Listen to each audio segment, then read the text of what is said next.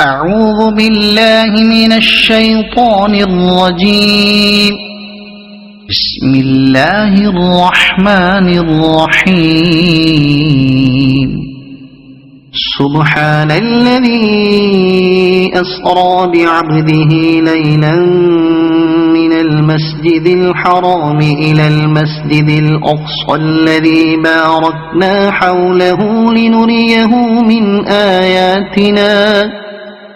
إنه هو السميع البصير. وآتينا موسى الكتاب وجعلناه هدى لبني إسرائيل ألا تتخذوا من دوني وكيلا ذرية من حملنا مع نوح إنه كان عبدا شكورا. وقضينا إلى بني إسرائيل في الكتاب لتفسدن في الأرض مرتين ولتعلن علوا كبيرا.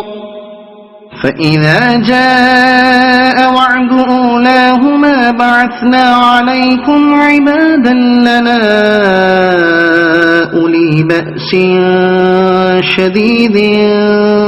فجاسوا خلال الديار وكان وعدا مفعولا. ثم رددنا لكم الكرة عليهم وأمددناكم بأموال وبنين وجعلناكم أكثر نفيرا. إن أحسنتم أحسنتم لأنفسكم وإن أسأتم فلها. فإذا جاء وعد الآخرة ليسوءوا وجوهكم وليدخلوا المسجد كما دخلوه أول مرة وليتبروا ما علوا تتبيرا. عسى ربكم أن يرحمكم وإن عدتم عدنا وجعلنا جهنم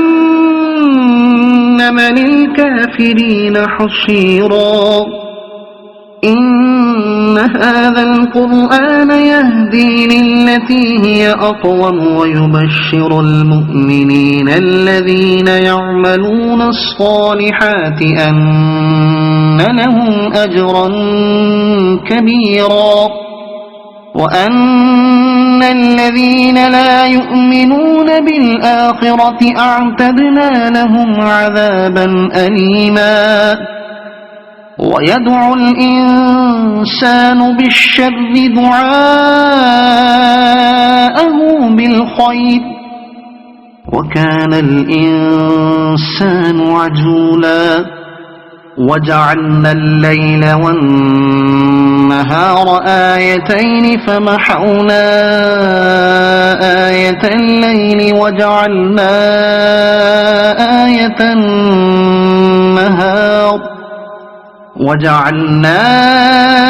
آية النهار مبصرة لتبتغوا فضلا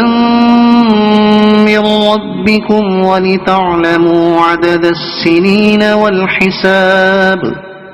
وكل شيء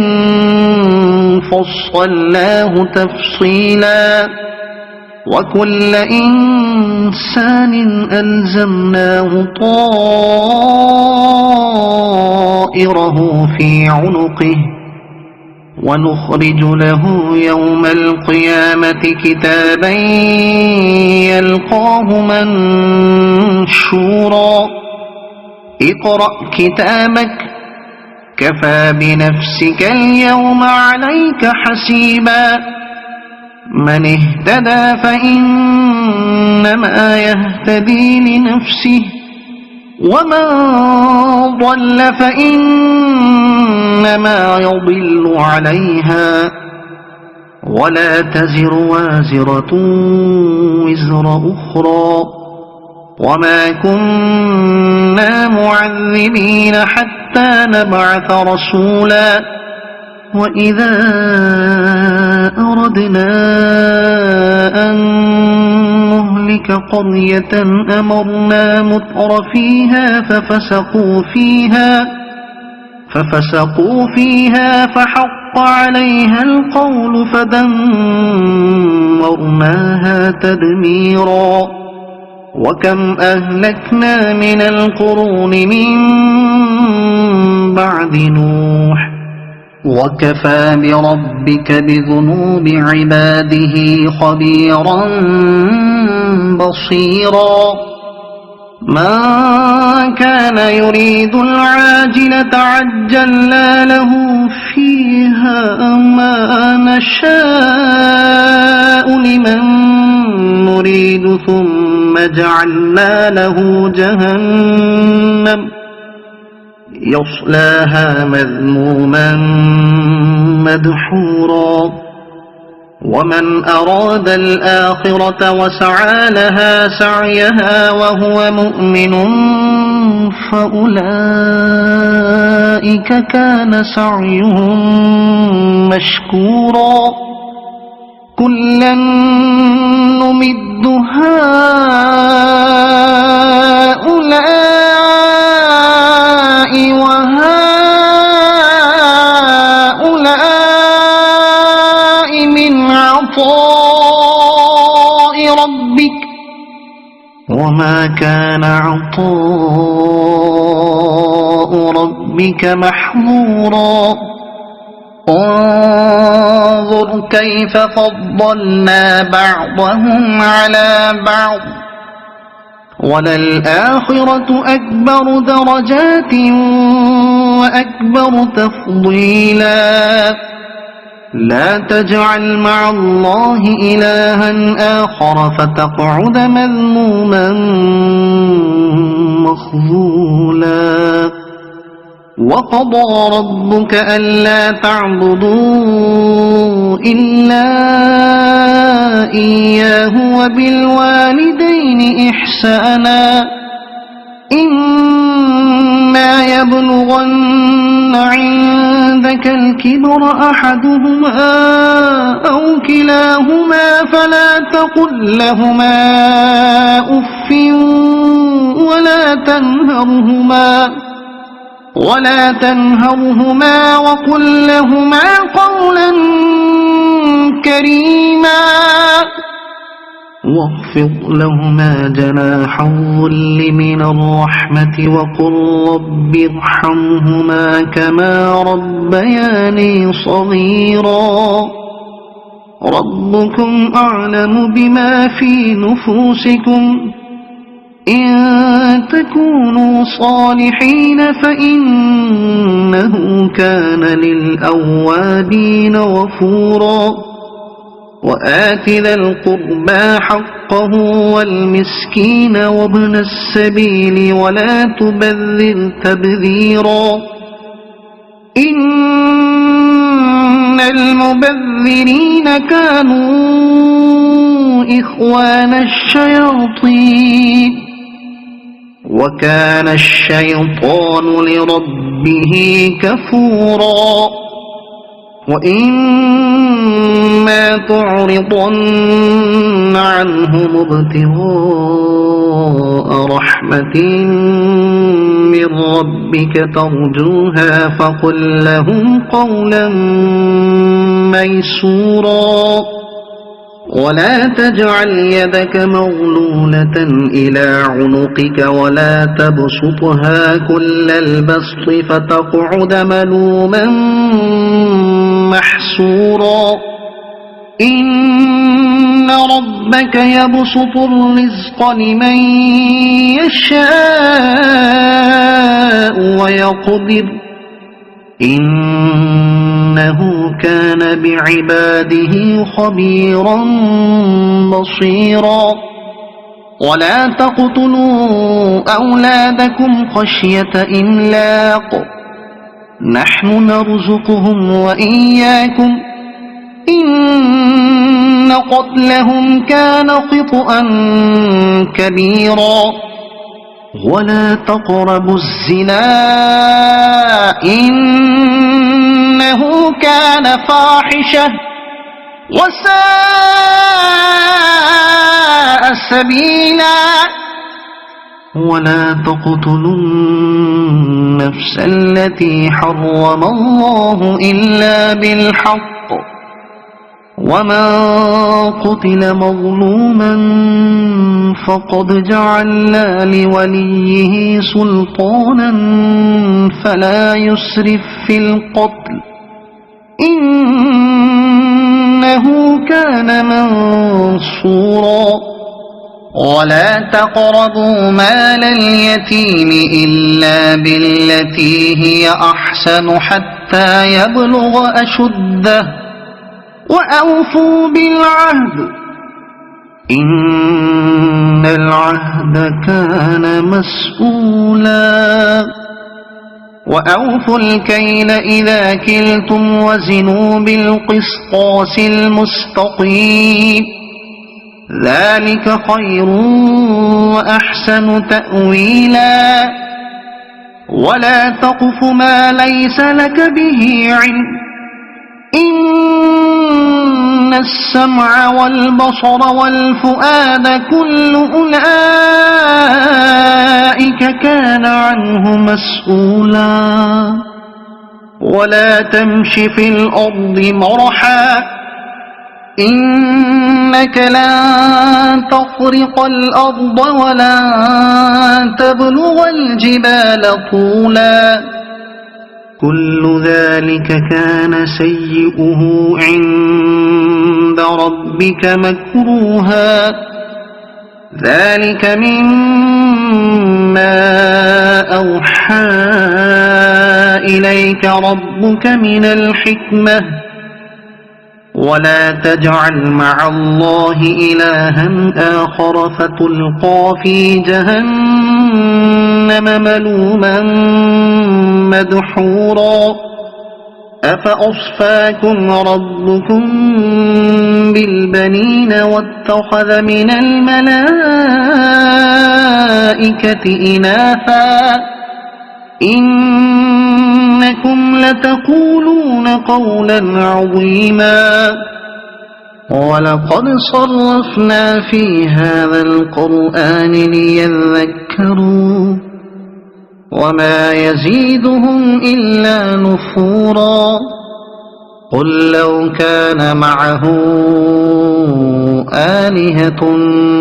كما يقولون إذا لابتغوا إلى ذي العرش سبيلا سبحانه وتعالى عما يقولون علوا كبيرا تسبح له السماوات السبع والأرض ومن فيهن وإن من شيء إلا يسبح بحمده ولكن لا تفقهون تسبيحهم إنه كان حليما غفورا وإذا قرأت القرآن جعلنا بينك وبين الذين لا يؤمنون بالآخرة حجابا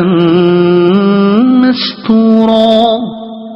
وجعلنا على قلوبهم أكنة أن يفقهوه وفي آذانهم وقرا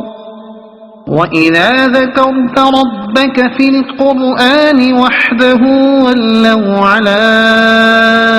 أدبارهم نفورا نحن أعلم بما يستمعون به إذ يستمعون إليك وإذ هم نجوى إذ يقول الظالمون إن تتبعون إلا رجلا مسحورا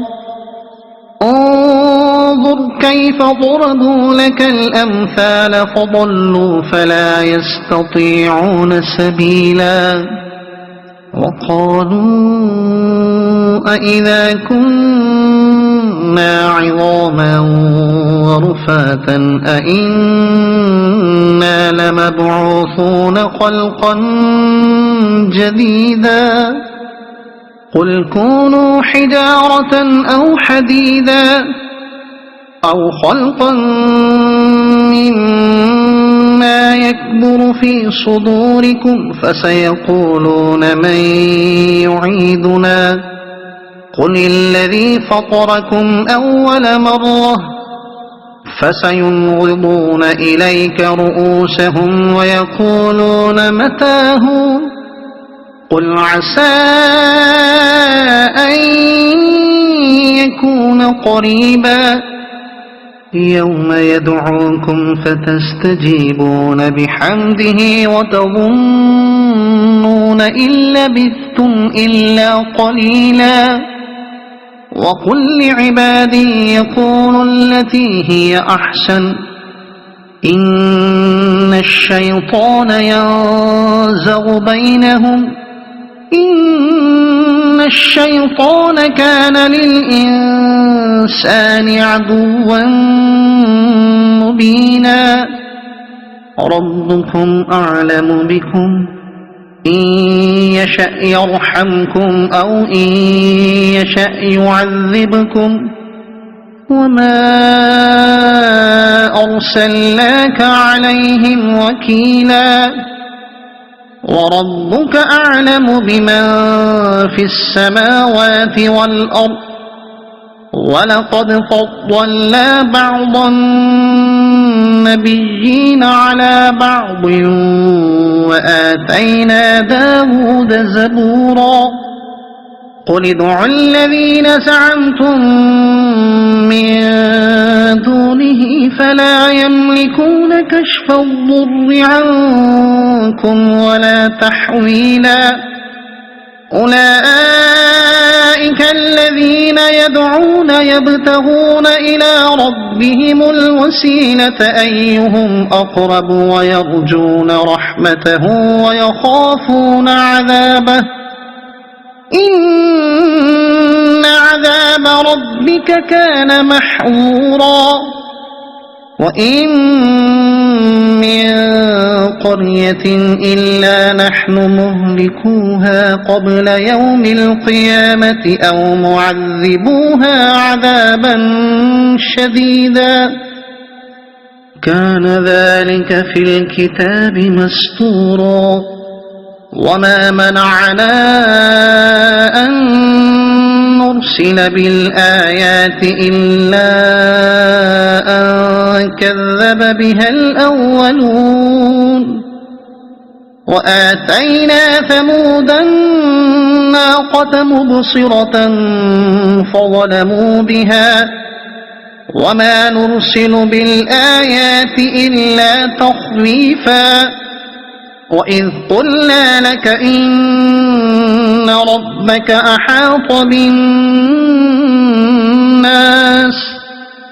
وما جعلنا الرؤيا التي أريناك إلا فتنة للناس والشجرة الملعونة في القرآن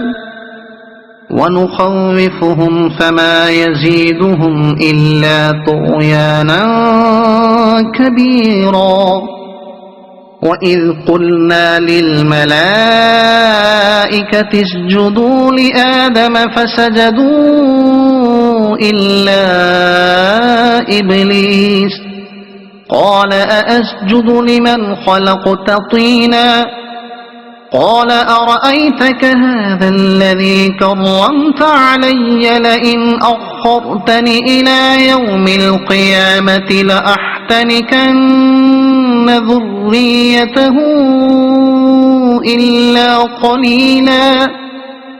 قال اذهب فمن تبعك منهم فإن جهنم جزاؤكم جزاء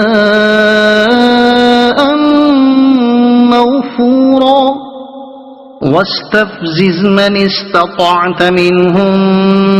بصوتك وأجلب عليهم بخيلك ورجلك وشاركهم في الأموال والأولاد وعدهم وما يعدهم الشيطان إلا غرورا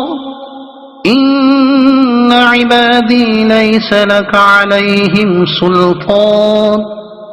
وكفى بربك وكيلا ربكم الذي يزجي لكم الفلك في البحر لتبتغوا من فضله إنه كان بكم رحيما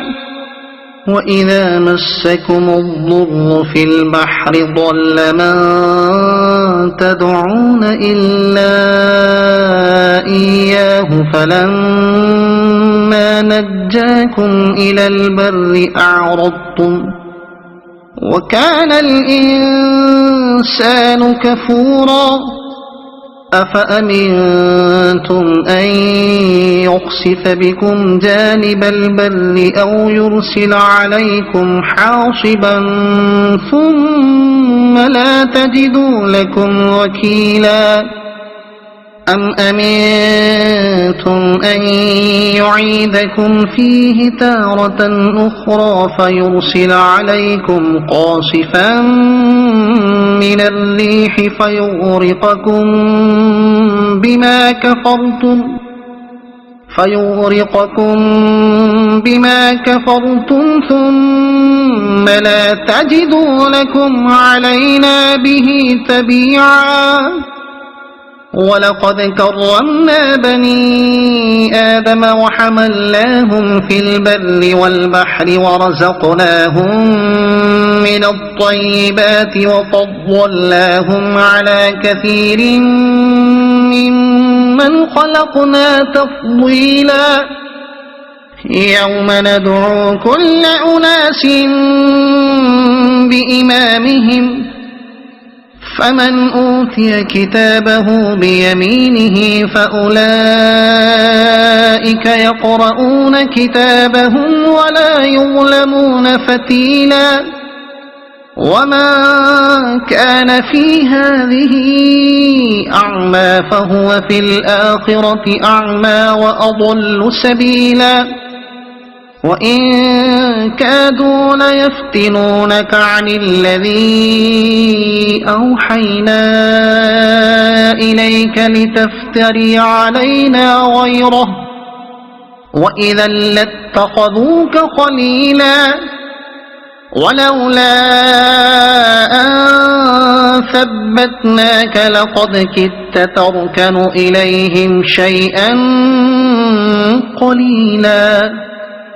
إذا لأذقناك ضعف الحياة وضعف الممات ثم لا تجد لك علينا نصيرا وإن كادوا ليستفزونك من الأرض ليخرجوك منها وإذا لا يلبثون خلافك إلا قليلا سنة من قد أرسلنا قبلك من رسلنا ولا تجد لسنتنا تحويلا أقم الصلاة لدلوك الشمس إلى غسق الليل وقرآن الفجر إن قرآن الفجر كان مشهودا ومن الليل فتهجد به نافلة لك عسى أن يبعثك ربك مقاما محمودا وقل رب أدخلني مدخل صدق وأخرجني مخرج صدق واجعلني من لدنك سلطانا نصيرا وقل جاء الحق وزهق الباطل إن الباطل كان زهوقا وننزل من القرآن ما هو شفاء ورحمة للمؤمنين ولا يزيد الظالمين إلا خسارا وإذا أنعمنا على الإنسان أعرض ونأى بجانبه وإذا مسه الشر كان يئوسا قل كل يعمل على شاكلته فربكم أعلم بمن هو أهدى سبيلا ويسألونك عن الروح قل الروح من أمر ربي وما أوتيتم من العلم إلا قليلا ولئن شئنا لنذهبن بالذي أوحينا إليك ثم لا تجد لك به علينا وكيلا إلا رحمة من ربك إن فضله كان عليك كبيرا قل لئن اجتمعت الإنس والجن على أن يأتوا بمثل هذا القرآن لا يأتون بمثله ولو كان بعضهم لبعض ظهيرا ولقد صرفنا للناس في هذا القرآن من كل مثل فأبى أكثر الناس إلا كفورا وقالوا لن نؤمن لك حتى تفجر لنا من الأرض ينبوعا أو تكون لك جنة من نخيل وعنب فتفجر الأنهار خلالها تفجيرا أو تسقط السماء كما زعمت علينا كسفا أو تأتي بالله والملائكة قبيلا أو يكون لك بيت من زخرف أو ترقى في السماء ولن نؤمن لرقيك حتى تنزل علينا كتابا نقرأه أو يكون لك بيت من زخرف أو ترقى في السماء ولن نؤمن لرقيك حتى تنزل علينا كتابا نقرأه قل سبحان ربي هل كنت إلا بشرا رسولا وما منع الناس أن يؤمنوا إذ جاءهم الهدى إلا أن قالوا أبعث الله بشرا رسولا قل لو كان في الأرض ملائكة يمشون مطمئنين لنزلنا عليهم من السماء ملكا رسولا قل كفى بالله شهيدا بيني وبينكم إنه كان بعباده خبيرا بصيرا ومن يهد الله فهو المهتد ومن يضلل فلن تجد لهم أولياء من دونه ونحشرهم يوم القيامة على وجوههم عميا وبكما وصما مأواهم جهنم كلما قبت زدناهم سعيرا ذلك جزاؤهم بأنهم كفروا بآياتنا وقالوا أئذا كنا عظاما ورفاتا أئنا لمبعوثون خلقا جديدا أولم يروا أن الله الذي خلق السماوات والأرض قادر على أن يخلق مثلهم وجعل لهم أجلا لا ريب فيه فأبى الظالمون إلا كفورا قل لو أنتم تملكون خزائن رحمة ربي إذا لأمسكتم خشية الإنفاق وكان الإنسان قتورا ولقد آتينا موسى 9 آيات بينات فاسأل بني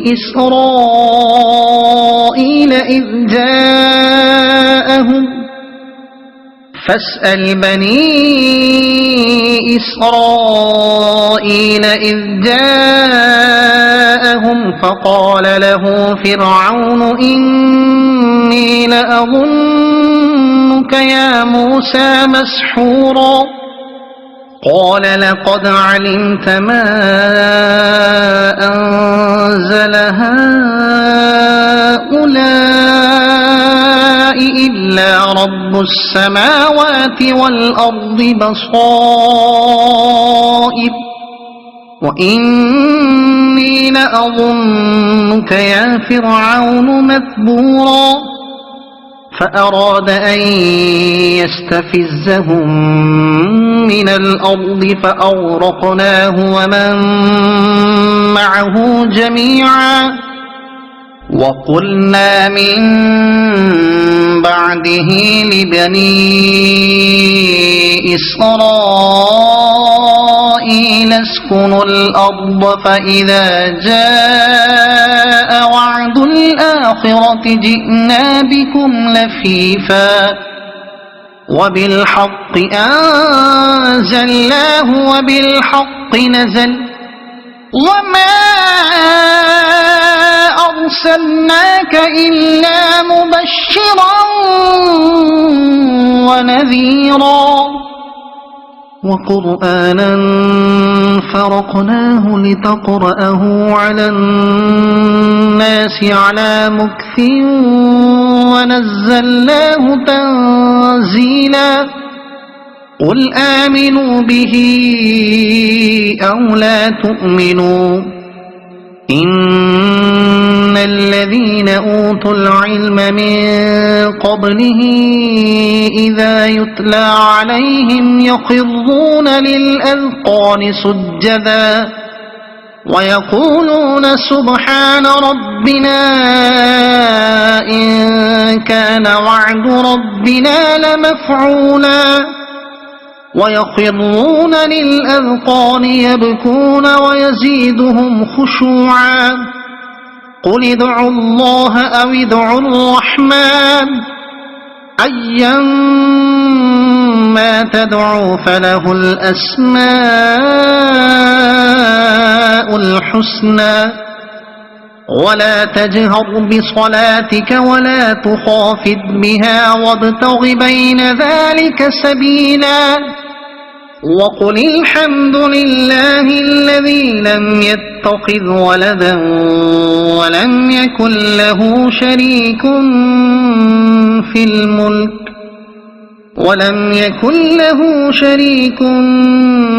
الملك ولم يكن له ولي من الذل وكبره تكبيرا صدق الله العظيم.